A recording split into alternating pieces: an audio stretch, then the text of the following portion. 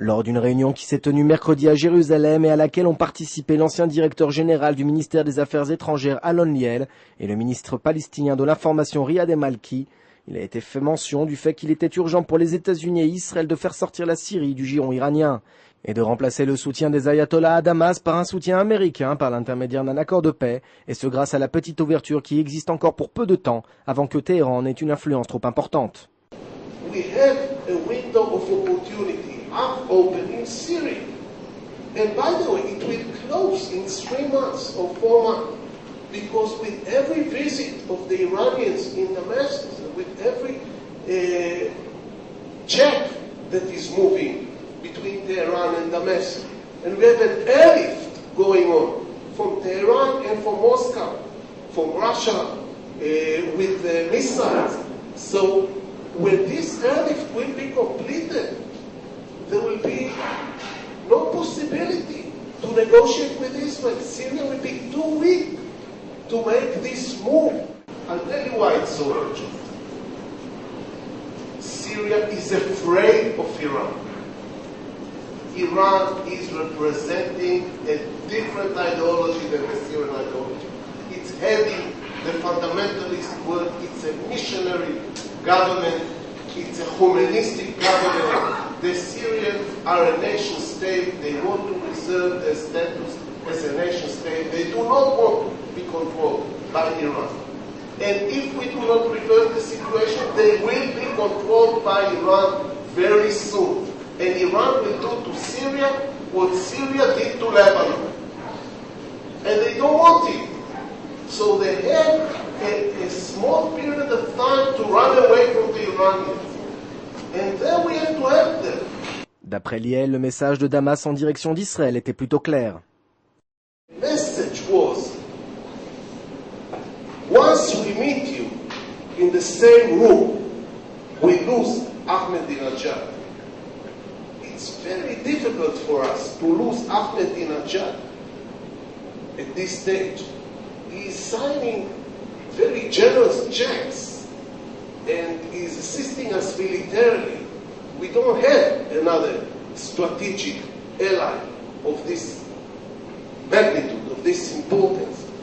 So once we meet you and lose him on the same day, we have to have a mechanism that will enable us to build an alternative alliance. The only mechanism that could be an alternative to the Iranians at this stage is an American-European mechanism, or in other words, a Western mechanism. En ce qui concerne la question palestinienne, Alon Liel ne s'est pas montré très optimiste. Il ne croit pas en la possibilité de développer avec succès un accord entre Israël et l'autorité palestinienne du fait du coup d'État réalisé par le Hamas dans la bande de Gaza en juin dernier, de son idéologie sans compromis et du creusement du fossé social palestinien, aussi bien géographique qu'idéologique.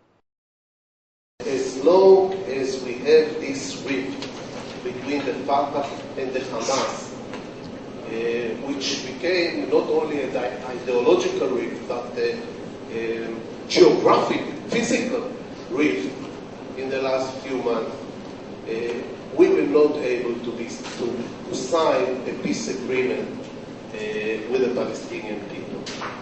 I don't think the Israeli public will back an agreement, a serious agreement,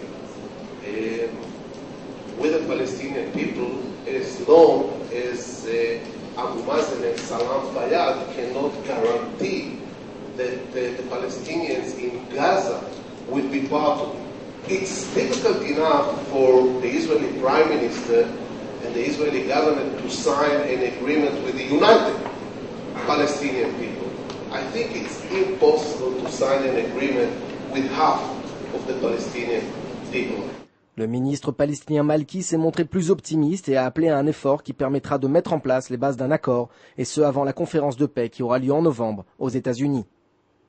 I'm one of the persons who's willing to waste his time for the next 3-4 months, hoping that things might really produce a result that might change the destiny, the future of all of us. Everybody knows, if we want to bring Hamas into this process, Everybody knows what's really the position of Hamas. It's already stated, it's already clear.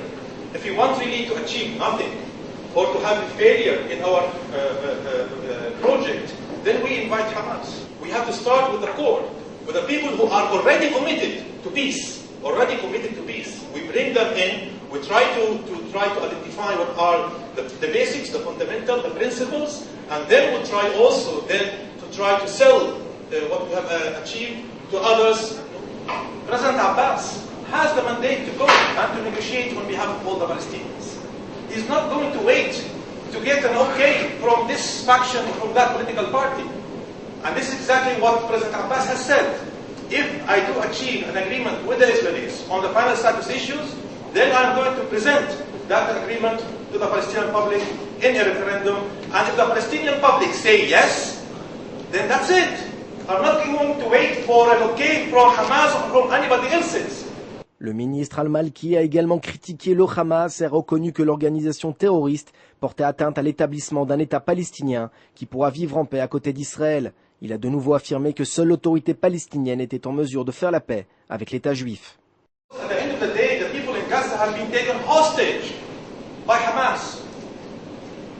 Everybody knows today that they cannot open their mouth, they cannot speak up, they cannot really have manifestations, demonstrations, they cannot rally anywhere, they cannot have weddings, celebrations, they cannot really sing national songs. And Hamas, what has been imposing there is really the darkness of the mind, by force. And this is exactly why we have to work fast in order to reverse this. They are trying to bring us back in Gaza into the old ages. It's a Taliban-style authority. I don't see it really differently from what happened in Afghanistan at a certain period of time. It is really dangerous. Not dangerous for you, Israel, or for the EU. It's dangerous also for us, the Palestinians, because really it prevents us from being able to achieve what we want to achieve, establishing an independent Palestinian state, based on the two-state solution. Hamas never showed any willingness to compromise on anything. Nombreuses sont les hypothèses qui laissent à penser que les faiblesses politiques internes du Premier ministre Ehud Olmert et du président Abbas les motiveront à atteindre un accord dans un futur proche. Mais la question présente dans tous les esprits demeure identique. Dans une telle situation, Israël et le Fatah parviendront-ils à triompher du Hamas ?